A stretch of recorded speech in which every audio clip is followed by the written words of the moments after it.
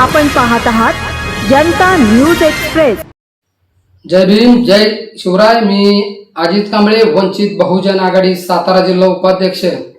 या व्हिडिओच्या माध्यमातून सातारा जिल्ह्यातील तसेच महाराष्ट्रातील जनतेला सांगू इच्छितो की 24 जून 2026 रोजी मातंग समाजाच्या वतीने आझाद मैदान मुंबई या ठिकाणी अनुसूचित जाती आरक्षणामध्ये अबगड वर्गीकरण व्हावे यासाठी मोर्चा ठेवण्यात आला होता। या मोर्चा वेळेस असंख्य जनता या ठिकाणी जमलेली होती। या सर्वांचा एकच उद्देश होता की आम्हाला अबगड आरक्षण देण्यात यावे। आम्ही अनेक वर्ष मागास राहिलेलो आहोत। आमचा शैक्षणिक उद्धार झाला पाहिजे, आमचा नोकरीमध्ये लागले पाहिजे। या मागण्या घेऊन ते या आरक्षणाच्या वर्गीकरणाच्या मोर्चामध्ये सामील झाले होते। हा त्यांचा संविधानिक अधिकार आहे। डॉक्टर बाबासाहेब आंबेडकर यांनी संविधानाच्या माध्यमातून आपापल्या मागण्या मांडण्याचा प्रत्येकाला अधिकार दिलेला आहे। तो अधिकार मिळवण्यासाठी हा मातंग समाज या मुंबईमध्ये उतरलेला होता। तो त्यांचा संविधानिक अधिकार आहे। आरक्षण मिळेल अगर न मिळेल हा नंतरचा विषय, हा कायदेशीर विषय आहे। कारण कायद्यापेक्षा कोणच मोठं नसतं आणि हा कायदा म्हणजे डॉक्टर बाबासाहेब आंबेडकरांनी लिहिलेला कायदा आहे, जो कुणावरही अन्याय करत नाही। आणि याच मोर्चामध्ये स्वतःला मातंगाचा नेता म्हणणारा, स्वतःला मातंगाचा नेता म्हणून मिरवणारा संजय इंचे या मनुवादी भाडखाव दलालाने असं वक्तव्य केलं। या वक्तव्याचा मी या ठिकाणी प्रथमतः जाहीर निषेध करतो की तो असं म्हणतोय की हा महाराष्ट्र फुले शाहू आंबेडकरांचा महाराष्ट्र नाही, तर हा महाराष्ट्र छत्रपती शिवाजी महाराज, लोकशाहीर अण्णाभाऊ साठे, लोकमान्य टिळक आणि सावरकरांचा महाराष्ट्र आहे। तर मी या व्हिडिओच्या माध्यमातून आपल्या जनतेला सांगू इच्छितो की हा महाराष्ट्र फुले शाहू आंबेडकरांचा पण आहे, हा महाराष्ट्र छत्रपती शिवाजी महाराजांचा आहे, हा महाराष्ट्र लोकशाहीर अण्णाभाऊ साठेंचा पण आहे, परंतु हा महाराष्ट्र लोकमान्य टिळकांचा नाही, हा महाराष्ट्र सावरकरांचा नाही, असं मी खुलेआमपणे आपल्याला सांगतो।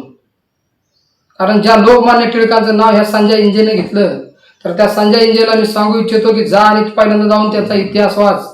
ज्याने जाती व्यवस्था मानली, ज्याने धर्म व्यवस्था मानली, त्याला तर तू तुझा हिरो मानत असेल तर तू खुशाल मान, परंतु समाजाच्या स्टेजवरती जाऊन भडकाऊ वक्तव्य करून समाजामध्ये वाद निर्माण होतील असं वक्तव्य तू करू नको। तू घेतली असतील सुपारी कोणाकडून तरी, ते तुझा वैयक्तिक विषय आला, परंतु जनता तुला माफ करणार नाही। तू म्हणतोयस लोकमान्य टिळकांचा महाराष्ट्र आहे, तर ज्याच लोकमान्य टिळकांनी जाती व्यवस्था एवढी खतरनाक करून ठेवली, तर लोकमान्य टिळकांचं वक्तव्य एक आहे की जर या देवांना जर अस्पृश्याने सहन केले, म्हणजे त्यांचं म्हणणं असेल की देवाला जर अस्पृश्य सहन असतील तर मी या देवाला मानणार नाही। म्हणजे एवढी खतरनाक मानसिकतेची ही विचारधारा लोकमान्य टिळकांची होती। तो म्हणतोय की जर ह्या देवाने जर अस्पृश्यांना मानलं तर मी ह्या देवाला मानणार नाही। असं म्हणणाऱ्याला तू भर स्टेजवरती म्हणतोयस की हा महाराष्ट्र लोकमान्य टिळकांचा महाराष्ट्र आहे। लोकमान्य टिळक तुझ्यासाठी लोकमान्य असतील, आमच्यासाठी ते लोकमान्य नाहीत। आमच्यासाठी लोकमान्य एकच आहेत, आमच्यासाठी फुले शाहू आंबेडकर, छत्रपती शिवाजी महाराज, उमाजी नाईक, अहिल्याबाई होळकर, संत गाडगेबाबा, लोकशाहीर अण्णाभाऊ साठे, कर्मवीर भाऊराव पाटील हे आमच्यासाठी गुरु आहेत। तेच आमचे खरे नेते आहेत, तेच लोकांनी मान्य केलेले नेते आहेत, ज्यांनी समाजासाठी काम केलं, ज्यांनी समाजातील तळागाळातील जाती व्यवस्था, धर्मव्यवस्था संपवण्यासाठी या महाराष्ट्रामध्ये अहोरात्र काम केले। तेच आमचे खरे लोकांचे नेते आहेत। तुझा नेता दुसरा असेल, तुझा तू बघ, परंतु संबंधित व्यक्तीने असं वक्तव्य करून संपूर्ण महाराष्ट्रामध्ये फुले शाहू आंबेडकरांच्या विचारांवरती एक गदा आणण्याचा प्रयत्न केलेला आहे। त्या संजय इंजेचा या ठिकाणी मी जाहीर निषेध करतो। आणि या ठिकाणी मातंग समाजातील युवकांना मी सांगू शकतो की आपल्याला जर वाटत असेल की अबगड आरक्षण मिळावं आपल्याला, हे आपण एकमेकांच्या विरुद्ध बोलून मिळणार नाही। ही कायदेशीर लढाई आहे, ही कायदेशीरच आपल्याला हे आरक्षण मिळणार आहे। कारण मी गेले अनेक दिवस बघतोय आपला एक कोणतरी नेता उठतोय आणि म्हणतोय की बौद्धांना आमचं आरक्षण खाल्लं, दुसरा नेता म्हणतोय की बौद्धांना आमच्या आरक्षणावरती दरोडा घातला, तिसरा नेता आता कालच बडबडला की फुले शाहू आंबेडकर या महाराष्ट्राचे नाही, तर या महाराष्ट्राचे खरे नेते कोण आहेत? लोकमान्य टिळक आहेत असं तो म्हणतोय। म्हणजे त्याला असं म्हणायचं आहे की फुले शाहू आंबेडकरांपेक्षा आम्हाला लोकमान्य टिळक आणि आम्हाला सावरकर पाहिजे। ज्या लोकमान्य टिळक आणि सावरकरांनी या महाराष्ट्रामध्ये जाती व्यवस्था, धर्मव्यवस्था करण्यासाठी कधीही पाऊल उचललेलं नाही. जर लोकमान्य टिळक म्हणतोय जर देवाने हा स्पृश्य संपवण्याचा प्रयत्न केला तर मी या देवालाही मानणार नाही, अशा जातीवादी मानसिकतेच्या विचारधारेनं प्रेरित होऊन असले व्यक्ती आपल्या स्टेजवरती येऊन समाजामध्ये वादविवाद वाढवण्याचा प्रयत्न करत आहेत. आता ही विचारधारा कोणती आहे? ही विचारधारा मनुवादी विचारधारा असेल, कुठली विचारधारा असेल ते आपण विचार करा.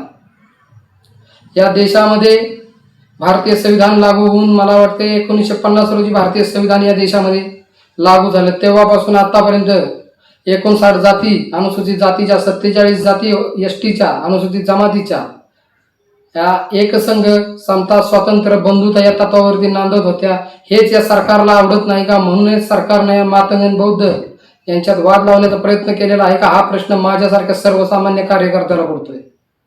त्यामुळे मी मातंग युवकांना आणि बौद्ध युवकांना सांगतो, आमचे बौद्ध युवक तर हुशार आहेत. बौद्ध युवक तर उलट म्हणत आहेत की मातंग समाजाने अभ्यास करावा, शिक्षण करावं, नोकरीत आरक्षण घ्यावं. आमच्या एका बौद्ध नेत्यानं तर सांगितलं की उपवर्गीकरण जर झाल्याच्या नंतर मातंग समाजाचं नुकसान किती मोठ्या प्रमाणात होणार आहे हेही आम्ही सांगत आहे. आम्ही म्हणत नाही की आम्हाला सगळं आरक्षण द्या, परंतु आरक्षणाच्या माध्यमातून जर तुम्ही घटनेला हात लावत असाल, डॉक्टर बाबासाहेब आंबेडकरांच्या संविधानाला हात लावत असाल, तर आंबेडकरवादी समुदाय, आंबेडकर विचारधारा मानणारे लोक तुम्हाला कदापि सहन करणार नाही. हा इशारा मी या ठिकाणी मनुवादी विचारांच्या नेत्यांना, चेल्या चपाट्यांना देतो की अशी माणसं आपण आपल्या स्टेजवरती घेऊ नका. आपली कायदेशीर लढाई आपण कायदेशीर लढाई लढू, आणि आपल्याला जर उपवर्गीकरण पाहिजे असेल तर ते कायद्याच्या चौकटीत जाऊन केलं पाहिजे. रस्त्यावरती आंदोलन केली, मोर्चे केले, उद्या या आंदोलन मोर्चाचं स्वरूप बदललं आणि मोठ्या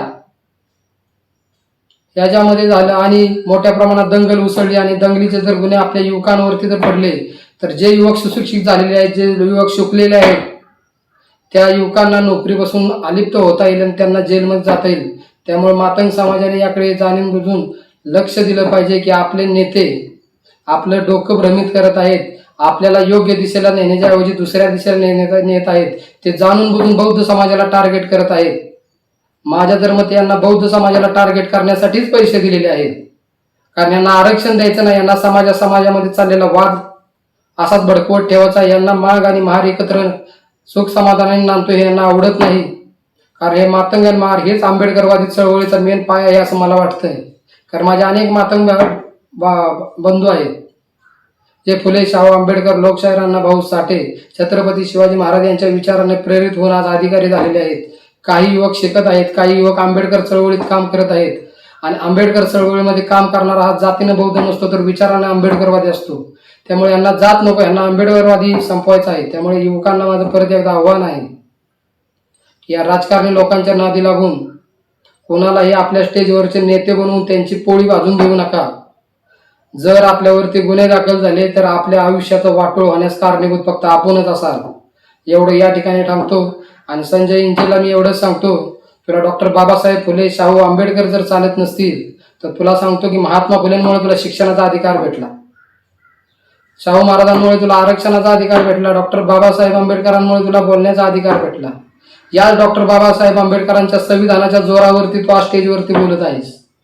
या डॉक्टर बाबासाहेब आंबेडकरांच्या संविधानाच्या जोरावरती तू सभा घेत आहेस.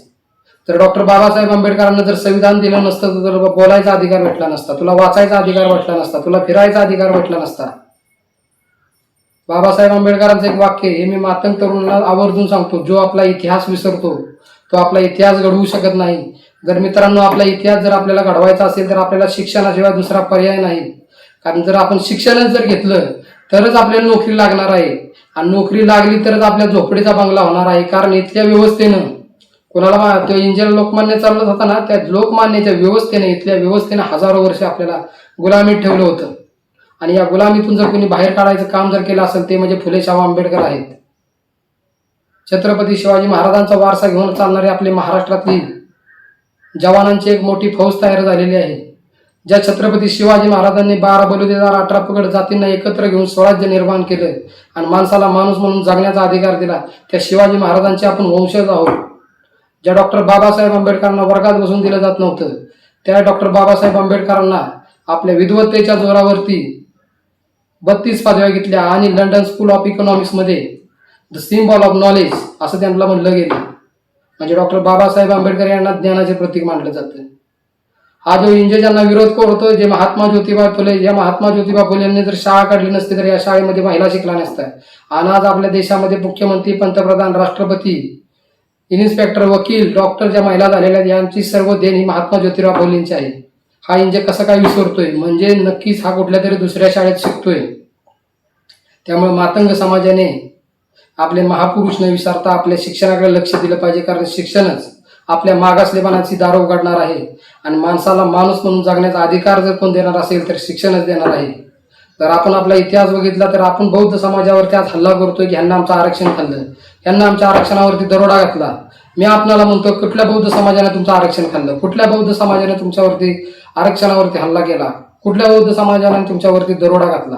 बौद्ध समाजालाही शिक्षणाला तेवढंच आरक्षण, तुम्हालाही शिक्षणाला तेवढंच आरक्षण. आपण फक्त अंधश्रद्धेच्या नादी लागलेला आहात. आपण शिक्षण न घेतलेलं आहे. बौद्ध समाजाने अंधश्रद्धा सोडली, धर्मकांड, कर्मकांड सर्व सोडलं आणि शिक्षणावर भरती दिली. म्हणून आज बौद्ध समाजाची तुम्हाला प्रगतीची दिसते. आता दुसरं तिसरं काही कारण नसेल, हे शिक्षण आहे. कारण शिक्षण शिकल्यामुळे त्याला नोकरी लागली, नोकरी लागल्यामुळे त्याची परिस्थिती सुधारली.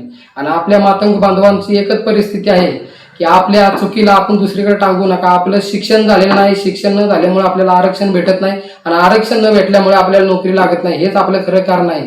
तर आपण इकडं तिकडं या दलाल नेत्यांच्या मागे भरकटण्यापेक्षा आपण शिक्षणाकडे भर द्यावा आणि आपली प्रगती करावी, एवढं मी बोलतो. आणि परत एकदा ह्या संजय इंचेचं मी या ठिकाणी जाहीर निषेध करतो आणि आपल्या सर्वांना सांगतो की हा महाराष्ट्र फुलेशाह आंबेडकरांचाच महाराष्ट्र आहे. हा महाराष्ट्र डॉक्टर बाबासाहेब आंबेडकरांच्या विचाराने प्रेरित झालेला महाराष्ट्र आहे. हा डॉक्टर बाबासाहेब आंबेडकरांनी गुरु मानलेला फुले, शाहू, छत्रपती शिवाजी महाराज, गौतम बुद्ध यांच्या विचारांचा महाराष्ट्र आहे.